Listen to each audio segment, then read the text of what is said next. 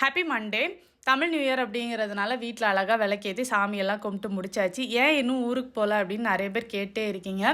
தனேஷ்க்கு வந்துட்டு இந்த month end வரைக்குமே ஸ்கூல் இருக்குது, முடிச்சுட்டு தான் வந்து ஊருக்கு போகணும். இன்னும் டேட்லாம் எதுவும் கன்ஃபார்ம் பண்ண பிறகு நான் வந்துட்டு உங்களுக்கு சொல்கிறேன், ஓகேவா? அப்புறம் ஊரில் பார்த்திங்கன்னா நிறைய ஃபங்க்ஷன் இருக்குது. கல்யாண வீடு, கோயில் திருவிழா, அம்மா வீட்டில், மாமா வீட்டில், அண்ணு வீட்டில், இந்த மாதிரி நிறைய கோயில் திருவிழாலாம் இருக்குது. அந்த சாப்பாட்டுக்காக நான் வந்துட்டு வெயிட் பண்ணிகிட்ருக்கேன். ரொம்ப நாள் ஆச்சு கோயில் சாப்பாடு சாப்பிட்டு.